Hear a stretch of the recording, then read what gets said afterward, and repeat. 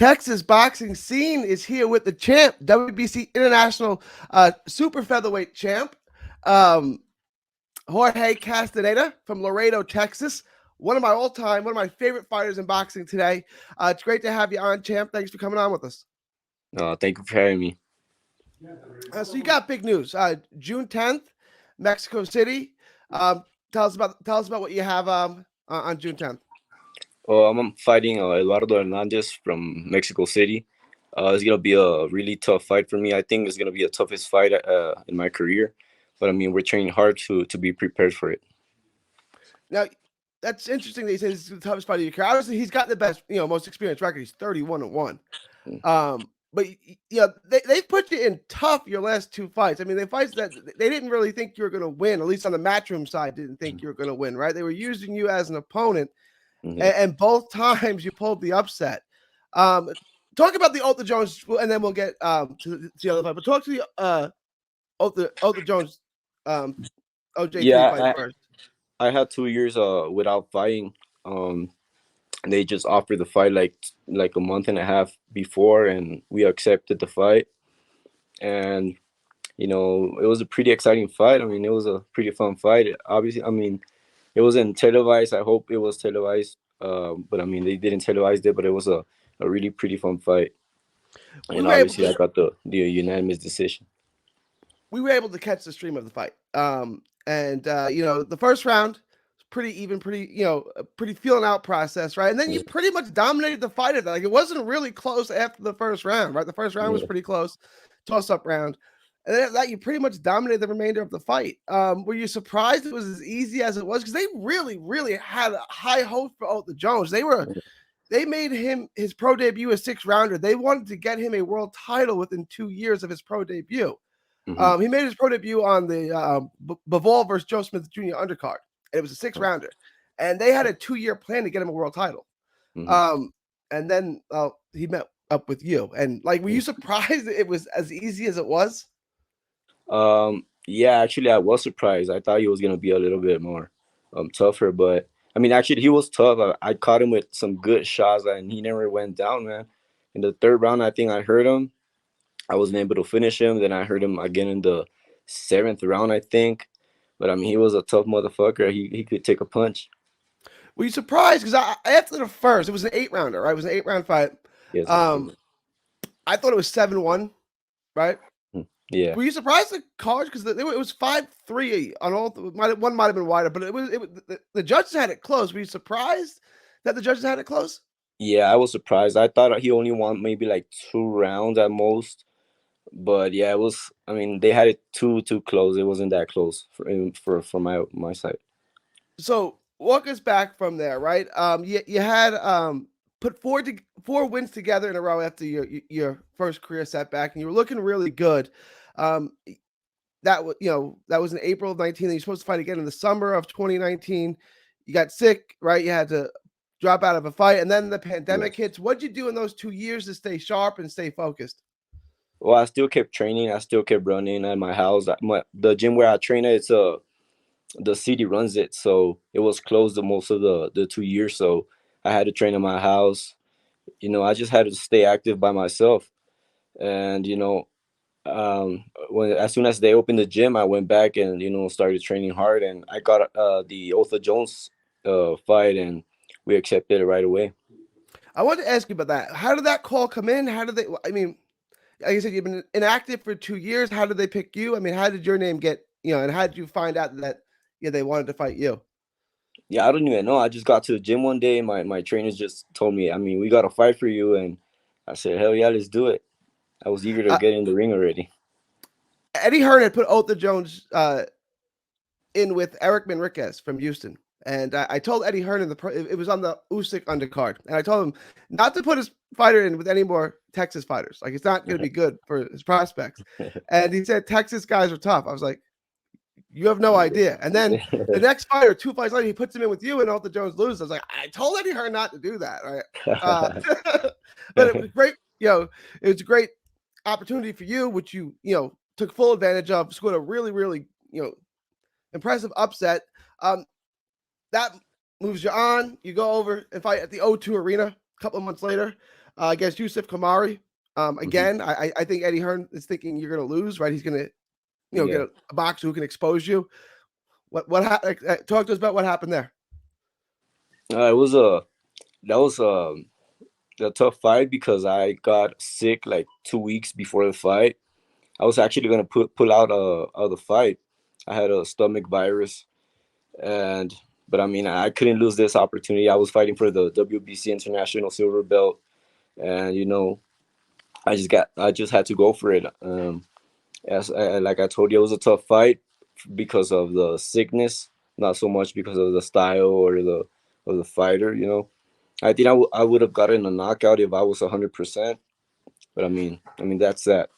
I thought it was an A+ performance. I knew that the fighter they put in were a skilled fighter. And you really turned it on in the second half of the fight. I thought it clearly pulled it out.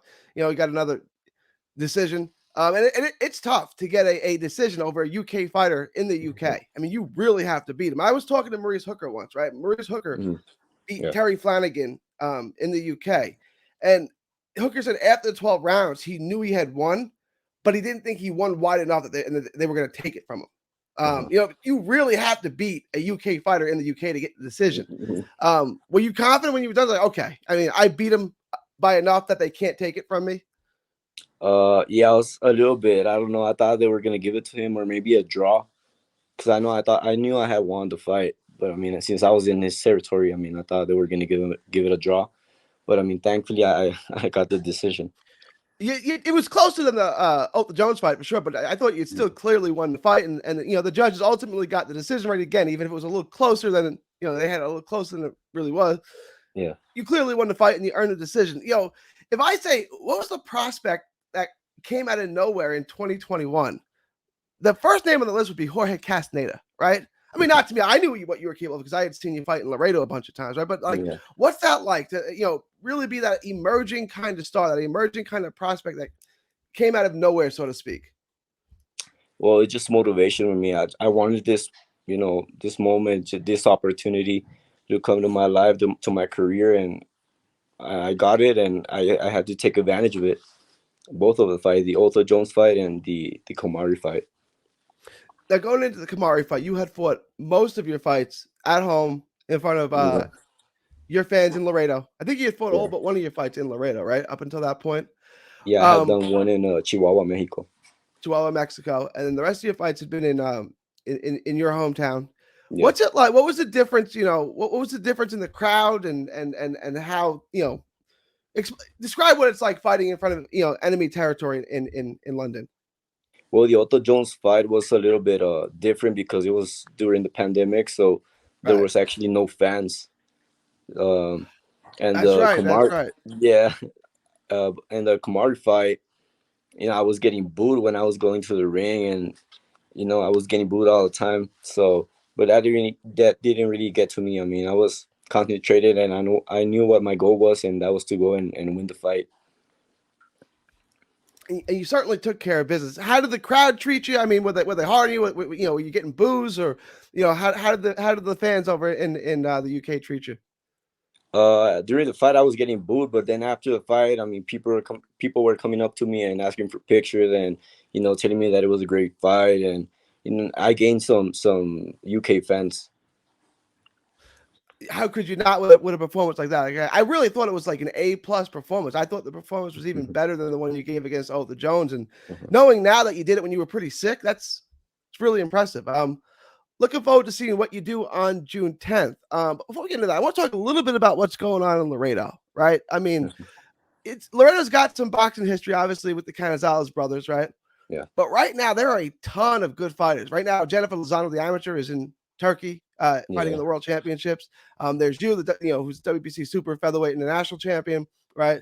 There's Josh Juarez. I was talking to a promoter yesterday, Carlos Alcacir, about how good Nick Molina is. What's going on in Laredo now that there are so many, top-notch fighters all coming out at about the same time? I mean, there's great talent in Laredo. I mean, everybody's putting in the work, and we just want to be known and make our name for ourselves in the boxing world. The one thing I've noticed and I love about Laredo fighters is they don't care. Like they'll fight anybody, right? They're not trying to build their record, get to 20-0, and then take a tough fight. And I need to see this fighter's fight on YouTube, and then see if he's got flaws, and then maybe I'll fight him. And then you got to pay me more. Like these Laredo fighters will just fight anyone. Like they called you up and said, "Do you want to fight Otha Jones?" And said, "Sure, let's fight Otha Jones." Right? Like, Yeah. and you guys all kind of have that dog in you. Where does that come from? I don't know, man. I mean, just you gotta take advantage of the opportunities they give you. I mean, you just gotta go in there and fight these tough opponents, and that's what's gonna get you to a world title. And I want to ask you about that, right? Because when you're coming up, you started your career 9-0. You're still kind of young, right? You're not really thinking too much about a world champion. I'm sure it's on your mind, but you're not there yet. Now you're 15-1. If you win on June 10th, you'll be 16-1. That's 3 straight wins on the Matchroom cards, right? Against increasingly difficult opponents. Do you start to look at the landscape of the division and be like, okay, Shakur's got 2 belts, Gutierrez has one, and Agawa has one in Japan. Which one can I get myself in line to fight? Do you start looking at the world champions and be like, okay, who can I get myself a title shot with? I'm sorry, I couldn't hear you. There was disconnected from the I'm sorry about that. Yeah. I was asking, right? Like you're 15-1. Assuming you win on June 10th, you'll be 16-1. You'll have 3 really impressive wins in a row at that point. Uh-huh. Do you start looking at the landscape of the 130-pound division and be like, okay, Shakur's got 2 belts. Roger Gutierrez has the WBA. Agawa in Japan has the IBF. You start looking at those guys and be like, okay, how can I get in line to fight one of these guys, right? Do you start thinking about world title fights? Yeah, man. I think winning this fight is gonna give me an opportunity for a title, eliminator, maybe even a world championship. You don't know. I mean, so that's what really motivates me about this fight. That is gonna put me on top of the list with those names that I want to fight. So either one. I mean, Roger Gutierrez. The other. I don't know the other guy's name. I mean, even Shakur. Agawa is from Japan, and then Shakur's got Yeah, the other 2 him or belts. Yeah. Shakur. I mean, I don't care whoever it is. I mean, I just want to fight for the world title. So there's no preference. It's not one guy. Like stylistically, he's a better fight for me. He's just whoever. I think the best fighter right now is Shakur Stevenson. I think that's the hardest fight. But I mean, I wouldn't really care. I just want an opportunity for a world title. That's what I mean about the Laredo fighters. I don't care. You show up at the door, you want to fight. Like, I will fight. Like, this is why I love Laredo fighters. They're all heart. They're all dog. They'll fight anyone. They don't care. So I want to talk to you about.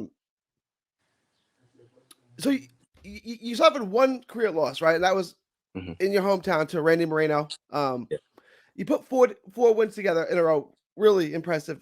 After that, before the layoff, what did you learn? What did you take from that 1 loss in your career?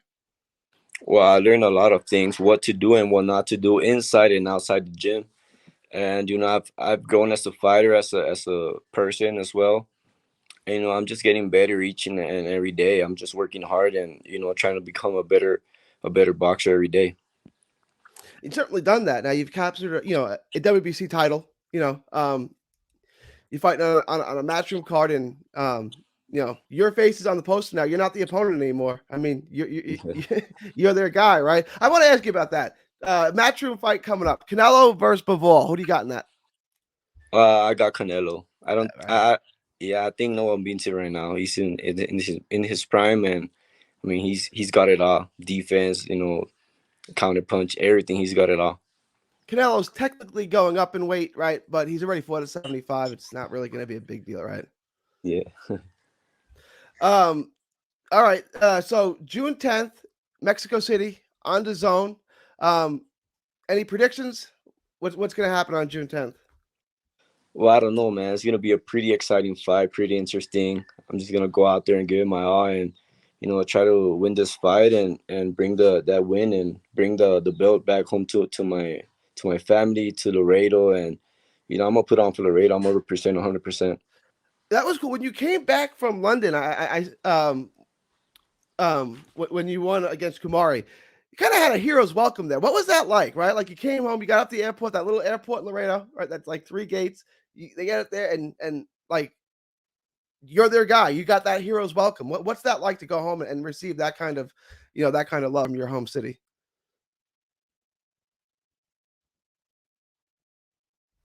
Shoot.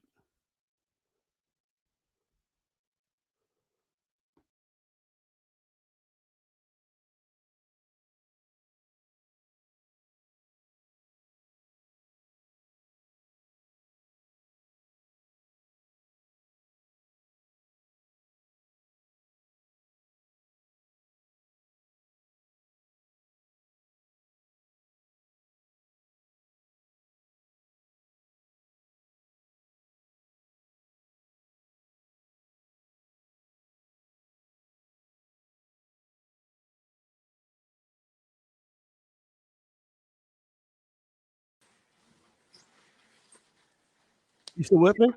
Yeah, I'm sorry, disconnected. Yeah. Yeah, no problem, no problem. I'll try to edit that out. All right, I want to ask you, after the Kamari fight, you come back from London, right?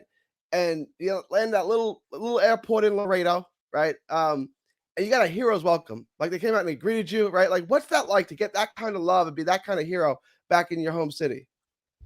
It was awesome, man. I loved it. It was a, welcome home, welcome back home.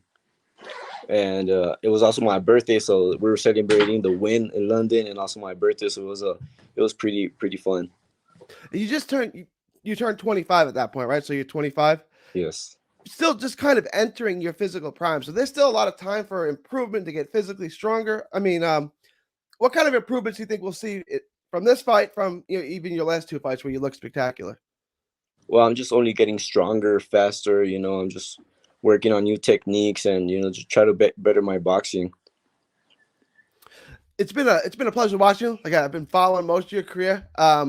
Big fan of yours. Wish you nothing but the best, and hopefully we can do another interview after you win this fight and before you fight for a world title. It's been a pleasure speaking with you. Why don't you tell everyone where they can find you on social media? But they can find me at Jorge_Castaneda6 on Instagram and Jorge Castaneda Boxing on Facebook. All right. God bless, champ. Thank you for your time. Thank you for having me, man. Thank you. God bless.